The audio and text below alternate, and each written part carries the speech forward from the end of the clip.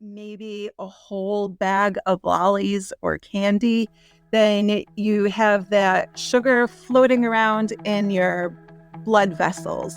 And if it's not getting pulled into your muscles to get used up. به پادکست زعفرونی خوش اومدید.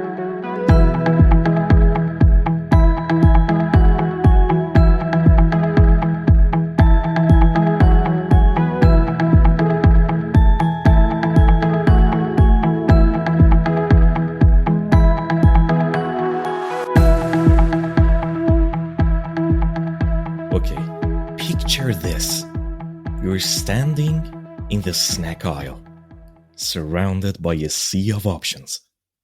Potato chips winking at you like salty sirens. Candy bars whispering sweet nothings. And donuts doing their best come hither glaze.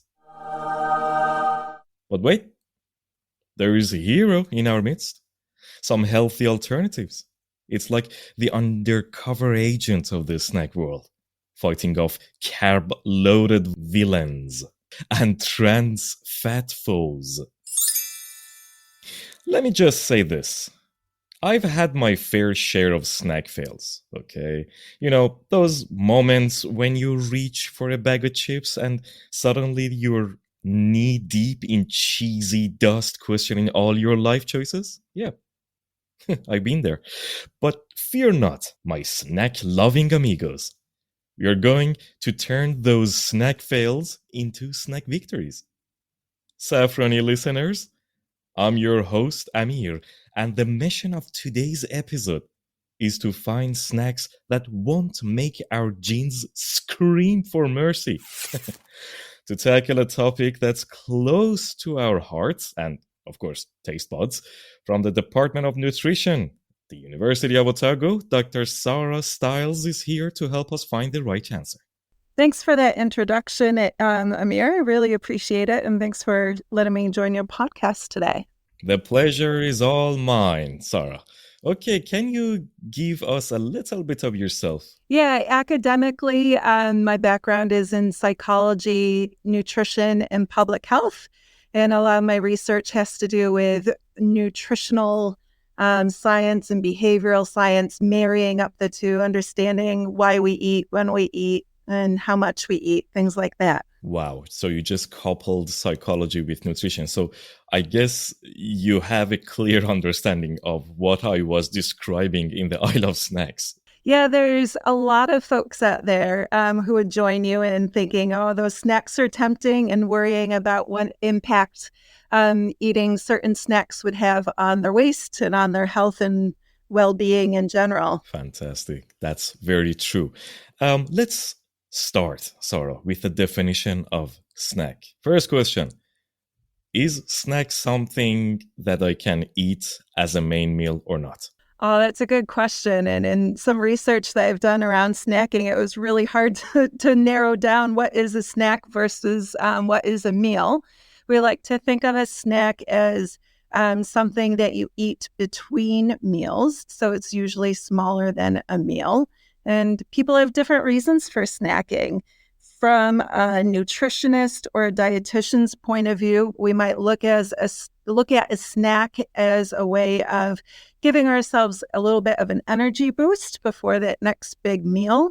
We can look at snacks as a way to enhance our overall nutrition. For example, it's an opportunity to have a serving of nuts or a serving of fruits. Oh, great. So they can act like as quotation mark supplements to our nutritional real meals as well. Yeah. So those are ways of using snacks to the benefit of our health and well-being. And in your introduction, you talked about some of the less desirable ways of snacking. So folks who choose higher salt, higher fat, higher sugar snacks. But the area of research that I'm in, looking at snacking, I bring a food inclusive approach to it, where those chips that are calling your name and tempting you, they can fit into a healthy diet and a healthy lifestyle. So there is room for a little bit of everything here.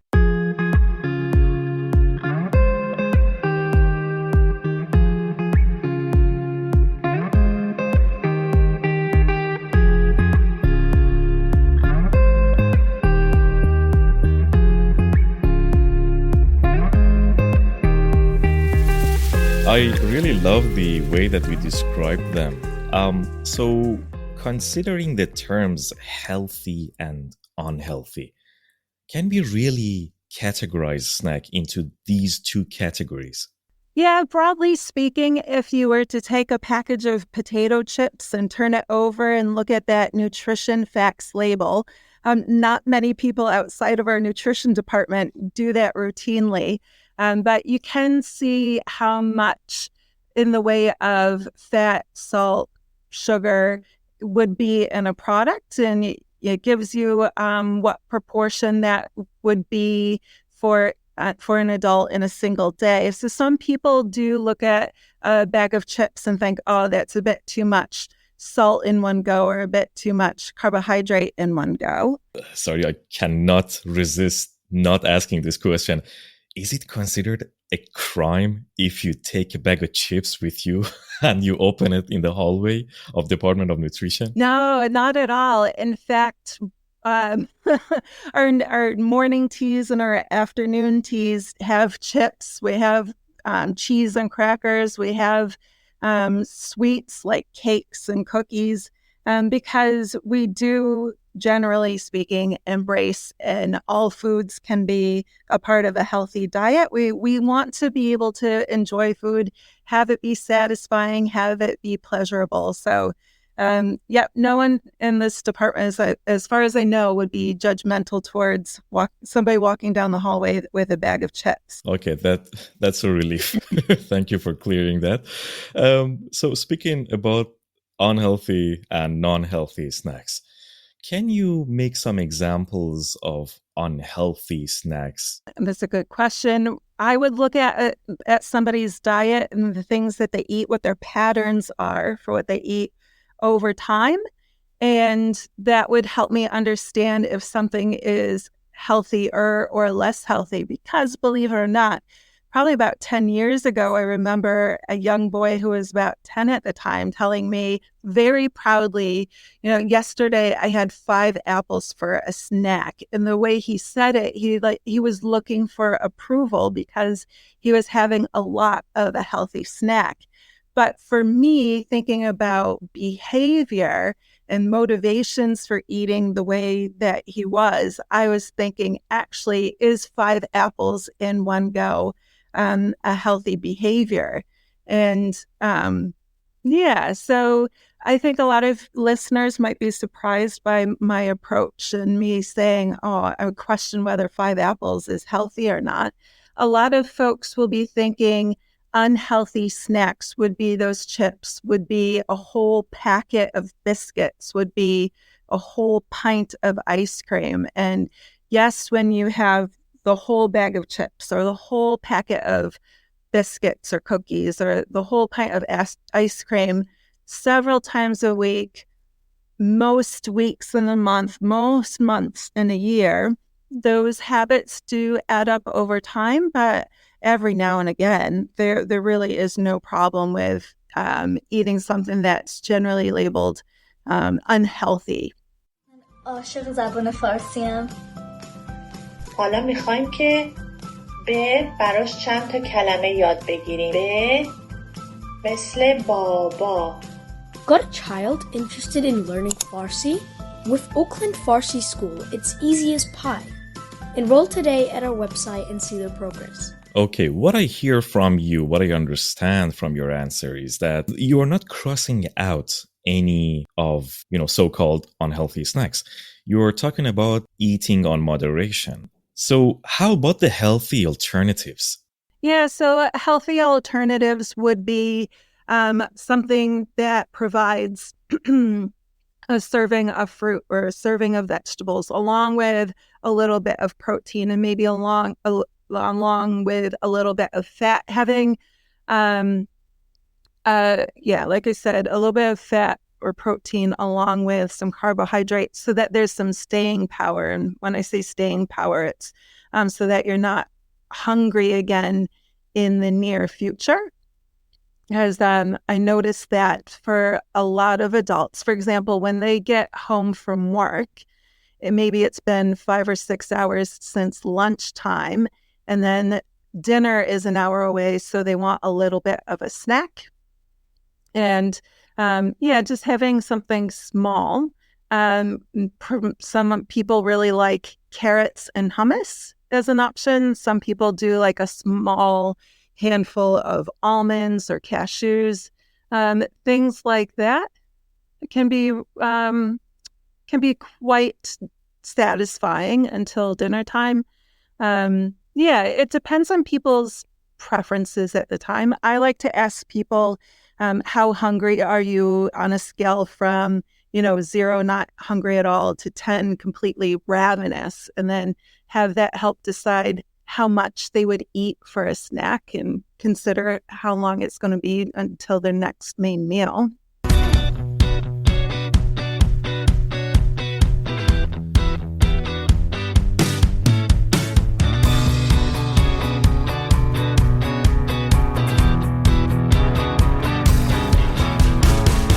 The other thing I would ask people to think about is not just if something's healthy or not, but are you wanting something smooth? Are you wanting something crunchy? Are you wanting something sweet? Are you wanting something salty?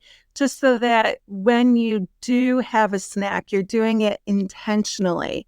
You're doing it in a way to satisfy what your taste preferences are in that moment and to leave you feeling satisfied until that next meal. The person that you were talking about is just sitting directly in front of you.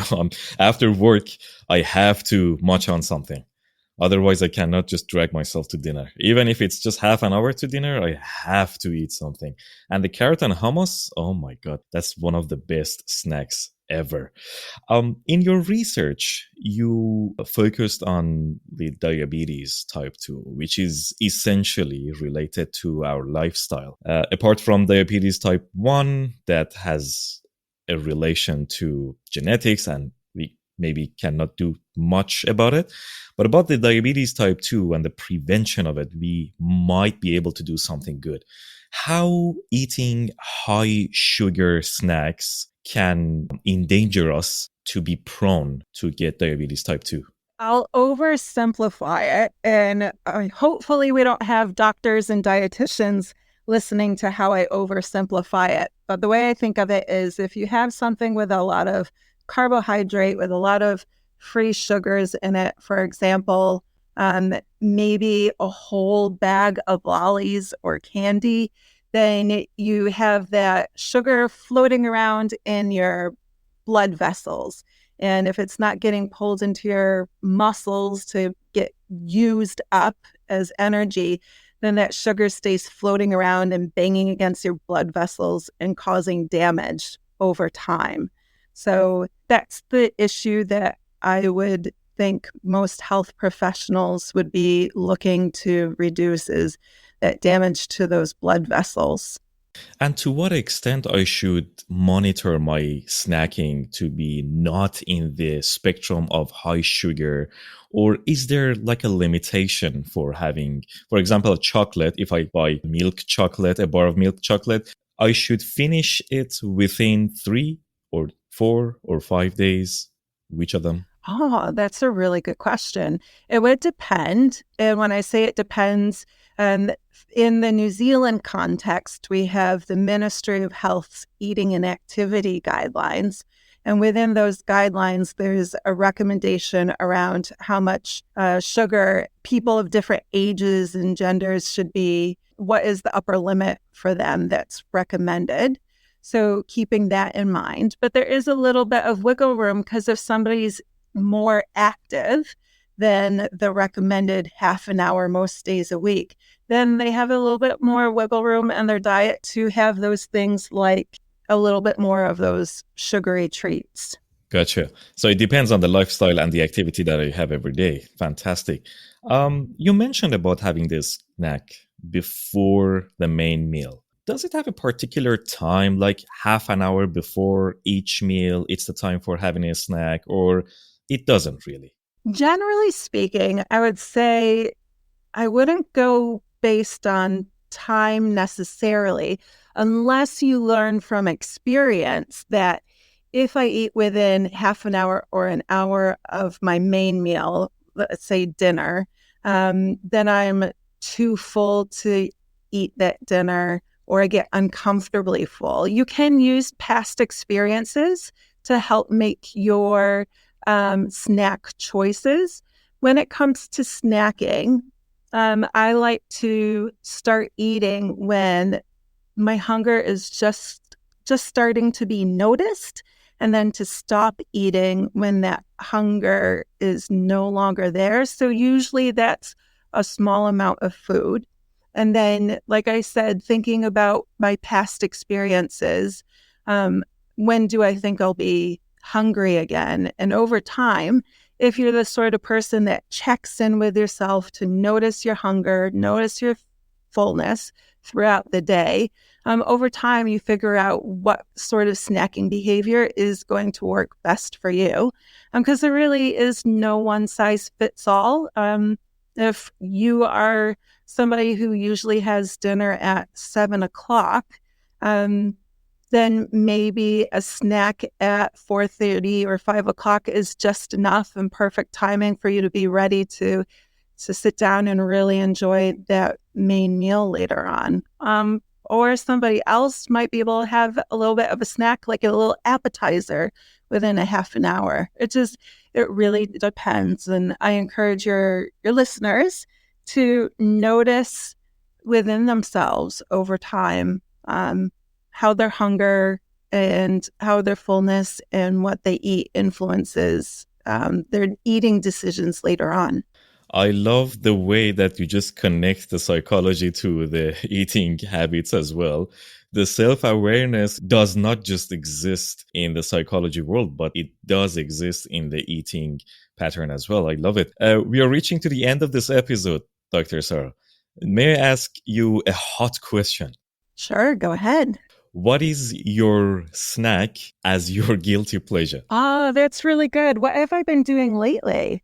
Oh, I don't have a guilty pleasure at the moment. Actually, I've been trying to take my own advice. So for whatever reason, I'm the sort of person who just has a hard time eating fruit, whether it's fresh fruit or tinned fruit or frozen fruit. So what I did about a week ago is I got a fruit box, and I'm trying to make sure that fruit is my choice for snacks. Because from a psychology point of view, the way we eat can be dependent on our capability, opportunity, and motivation to eat in a certain way.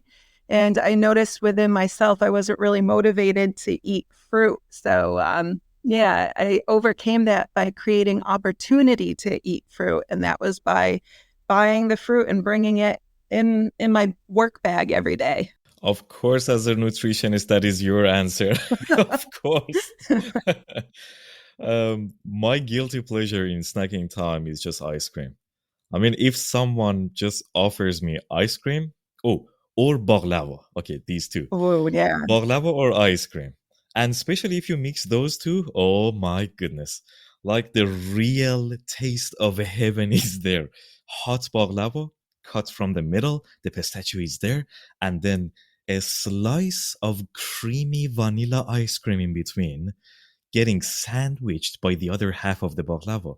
And the first bite, I'm telling you, that first bite just takes you back to all your childhood memories and just brings you alive. All of the light bulbs in my life happened when I was having a bite of baklava plus ice cream. But it's a shame that I cannot have it every day because, I don't want to prone myself to diabetes type 2. Thank you, Sara, for being in the studio. If you have any other notes or points to mention, we are all ears. Yep. So another part of my research is around values-guided health behaviors. And so thinking about does this snack that I'm about to have, does it align with the person that I want to be or the life that I want to live? So consider that the next time you have a snack. And if it is a high sugar, high salt, high fat kind of snack, that is okay. Eat it intentionally, eat it mindfully. Notice the sweetness on your tongue and the texture in your mouth and how it makes you feel when you've eaten it. Professor Rachel Brown at the University of Otago in the Department of Human Nutrition led a 12-month study looking at outcomes between people who snacked on nuts versus people who snacked on cookies or biscuits.